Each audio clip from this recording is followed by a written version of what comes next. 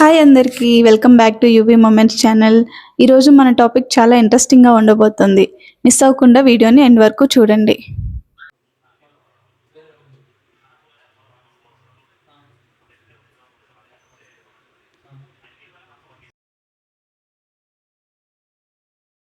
మనం రోజు పూజ చేసేటప్పుడు అగరొత్తులు ఎందుకు వెలిగిస్తామో మీకు తెలుసా?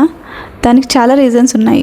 నార్మల్గా ఆ స్మెల్ వల్ల మన మనసంతా కామ్గా అయ్యి దేవుడి మీదే కాన్సన్ట్రేట్ చేస్తామని అగరొత్తులు వెలిగిస్తాము. ఇంకా చాలా రీజన్స్ ఉన్నాయి.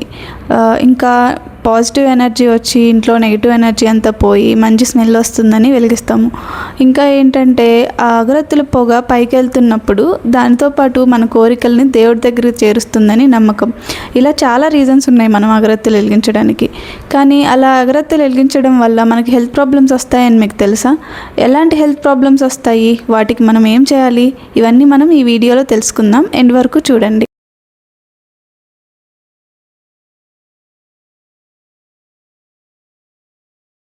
అసలు ఈ అగరబత్తీలు వెలిగించడం వల్ల ఎందుకు హెల్త్ ప్రాబ్లమ్స్ వస్తాయి, ఎలాంటి హెల్త్ ప్రాబ్లమ్స్ వస్తాయి అంటే, సో మనకి ఇప్పుడు మార్కెట్లో దొరికే ప్రతి అగరబత్తి ఏదైనా మనకి ఇప్పుడు సింథటిక్ ఫ్రాగ్రెన్స్ తోటి చార్కోల్ పౌడర్ ఇవన్నీ యూస్ చేసి చేస్తున్నారు. చాలా కెమికల్స్ యూస్ చేస్తున్నారు.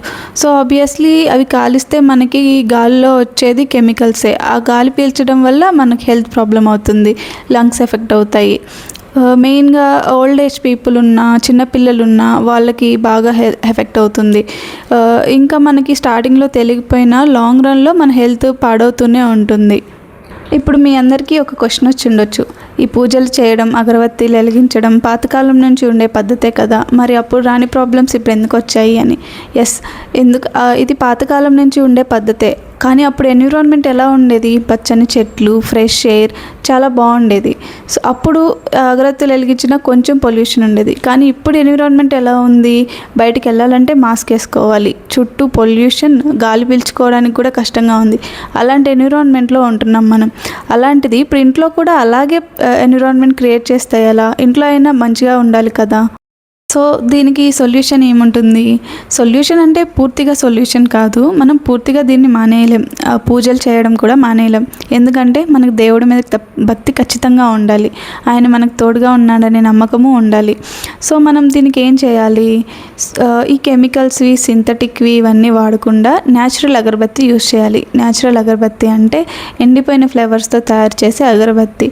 వాటిలో అయితే కెమికల్స్, ఈ సింథటిక్ ఫ్రాగ్రెన్స్ ఏమీ ఉండదు. కొంచెం హెల్త్ కొంచెం పాడవకుండా ఉంటుంది. సో ఎలాగైనా ఇది పూర్తిగా పొల్యూషన్ తగ్గిస్తుందని చెప్పలేను, ఎందుకంటే దేన్ని కాల్చినా వచ్చేది పొగే. సో మనం కొంచెం జాగ్రత్తగా లిమిట్లో వాడితే బాగుంటుంది, మన హెల్త్ కూడా బాగుంటుంది. ఇక్కడ చూడండి, సింథటిక్ అగరబత్తికి న్యాచురల్ అగరబత్తికి డిఫరెన్స్ చూపిస్తున్నాను. న్యాచురల్ అగరబత్తి మీకు ఎక్కడ దొరుకుతాయంటే, నార్మల్గా మనకి ఎక్కడైనా టెంపుల్స్ దగ్గర దొరుకుతాయి. అవి ఎలా తయారు చేస్తారంటే, దేవుడికి అలంకరించిన పూలను ఎండబెట్టి వాటితోటి అగరబత్తి తయారు చేస్తారు. మనం ఎక్కడ టెంపుల్స్కి వెళ్ళినా అక్కడ చాలా చోట్ల అమ్ముతుంటారు. సో మీకు ఇక్కడ ఇది చూపిస్తాను. ఇదైతే నేను సింహాచలంలో తీసుకున్నాను. మేము వైజాగ్ వెళ్ళినప్పుడు సింహాచలం టెంపుల్కి వెళ్ళాము. అక్కడ ఆ టెంపుల్లో ఇవి కనిపిస్తే తీసుకున్నాను. ఇవైతే స్వామివారికి అలంకరించిన సంపంగి పూలతో చేసినవి. ఇవి కూడా స్మెల్ చాలా బాగున్నాయి. మీరు వెళ్ళినప్పుడు ట్రై చేసి తీసుకోండి, ఏ టెంపుల్కి వెళ్ళినా. మేము వైజాగ్ వెళ్ళినప్పుడు వెళ్ళాము, వైజాగ్ ట్రిప్ వ్లాగ్ కూడా చేశాము. మీరు ఇంట్రెస్ట్ ఉన్న వాళ్ళు అందులో సింహాచలం టెంపుల్ గురించి కూడా ఉంది, చూడండి. ఇవే నేను సింహాచలంలో తీసుకున్న న్యాచురల్ అగరబత్తీలు. అక్కడ మన దేవుడికి అలంకరించిన పూలతో చేసిన అగరబత్తీలు దొరుకుతాయి. అక్కడ దేవుడికి వేసిన పూలను ఎండబెట్టి వాటితో తయారు చేస్తారు. ఇక్కడ మనకు క్లియర్గా రాసున్నారు వాటిని దేంతో చేస్తున్నారు అని.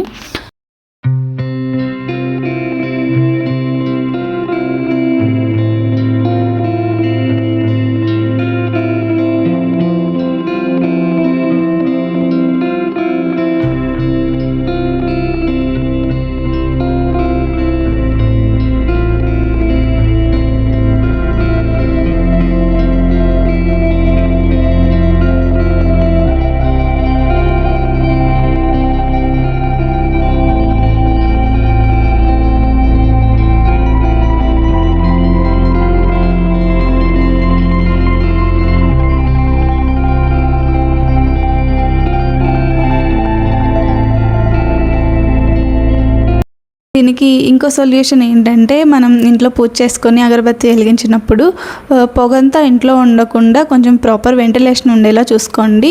తలుపులు కిటికీలు అవి కొంచెం ఓపెన్ చేసి పెట్టుకుంటే పొగ బయటకు వెళ్ళిపోతుంది. లేదంటే మనకి ఒకవేళ బయట తులసి కోట ఉన్నా కానీ, లేకపోతే గుమ్మం దగ్గర కానీ తీసుకెళ్ళి అగరబత్తీలను అక్కడ పెట్టేయండి. అప్పుడు పొగ ఇంట్లో ఉండకుండా కొంచెం బయటికి వెళ్ళిపోతుంది, ఇంట్లో పొల్యూషన్ తగ్గుతుంది. ఇలాగా మీరు పూజ చేసుకున్న తర్వాత కొంచెంసేపు ఆగిన తర్వాత అయినా సరే తీసుకొచ్చి తులసికోట దగ్గర పెట్టారంటే మనకి పొగంతా బయటికి వెళ్ళిపోతుంది.